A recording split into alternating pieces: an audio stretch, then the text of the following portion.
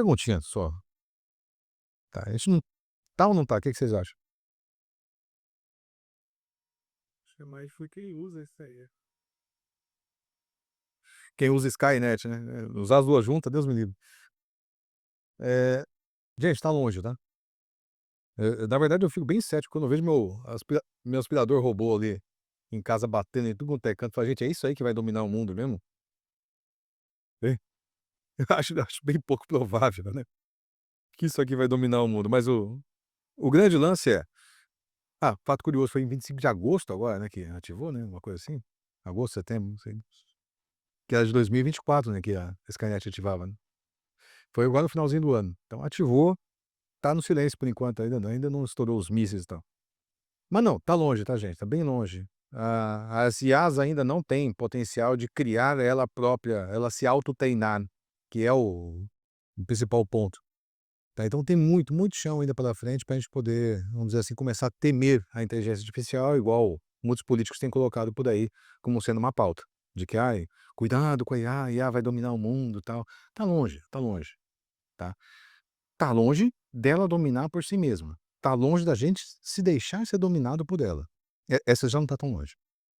Esse é o grande cuidado que a gente tem que ter com as inteligências artificiais, tá, não se deixar dominar. Por quê? Porque ela tudo que ela colocar, por enquanto, ainda é passível de questionamento.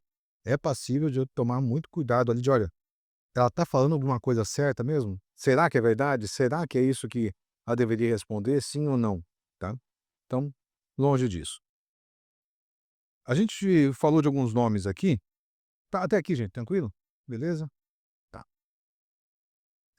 Existem algumas LLMs, tá, e eu separei aqui forças e fraquezas de cada uma dessas, pra gente poder conversar, tá. Já já eu volto pra parte prática, gente, prometo, tá.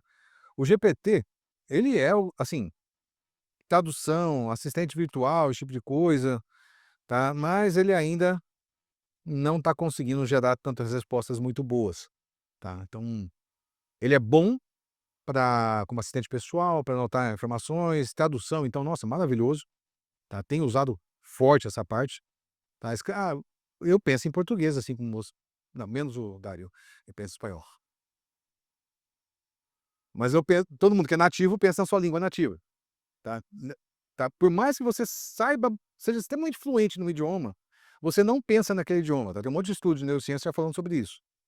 O lance é, a tradução acontece tão rápido na tua cabeça que você não percebe mais a tradução, mas você ainda traduz.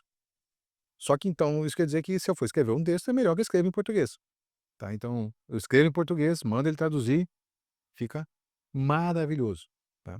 Ou ainda escrevo em português no GPT, ele dá a resposta em português, e manda o Google Translator traduzir, tá. Mas aqui ele faz uma tradução boa, sim. O Bert tem outros focos, né. Ele também é bom para isso e permite capturar essas nuances um pouquinho mais, ele como é que fala? Essa nuance de texto, às vezes, uma sutileza no meio do texto, ele é um pouquinho melhor que o GPT, tá. Mas ele não é projetado para isso, ele foi feito para outras aplicações ali, então é mais para criação de conteúdo. BERT é separado do Gemini? É. Se eu não me engano foi a primeira versão que eles soltaram.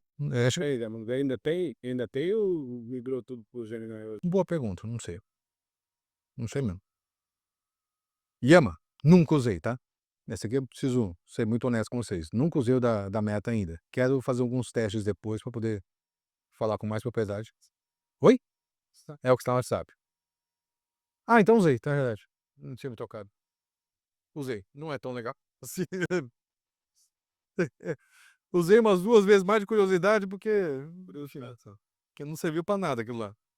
Gera umas imagenzinhas, faz algumas coisinhas e tal, então assim, pra meios recreativos ela é legal, mas ela não foi, e assim, todas essas que eu tô falando depois do GPT, elas foram treinadas com volumes menores que o GPT, tá, menores de dados. E quando a gente fala de machine learning, ele precisa de uma quantidade massiva de dados, mas assim, um absurdo, exagerado. Então eu falei: "Pô, reconhecer números de 0 a 10, a gente precisou de mais de 10.000 imagens.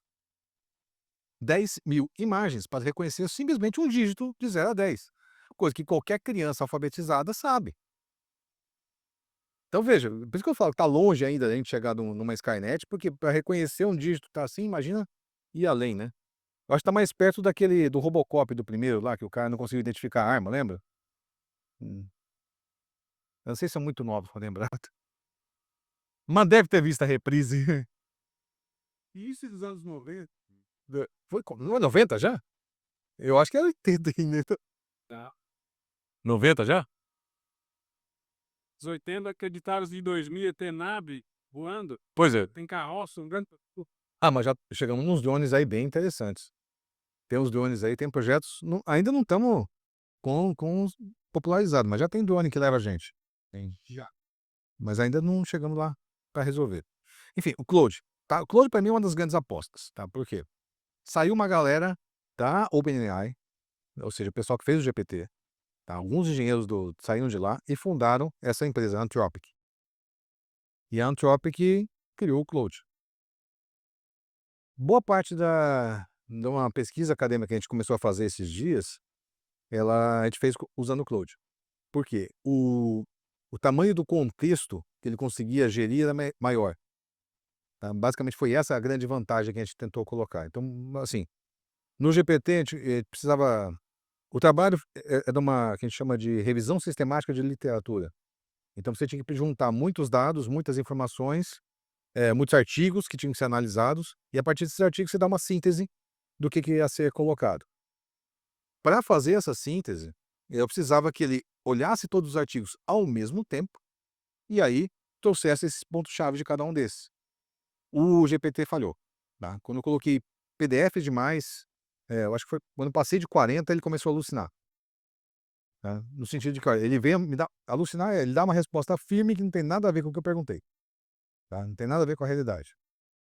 E aí, falei: "Pô, precisamos de alternativas". O Claude se mostrou melhor com isso, tá? Ele é muito mais assertivo, a temperatura dele, por mais que eu deixe ele no mais criativo, ele ainda consegue manter as respostas coerentes, ele consegue trazer as respostas firmes pra gente ali, mas ainda assim dentro da realidade, ele não fica inventando moda. Então, o Claude para mim tem sido uma grande aposta.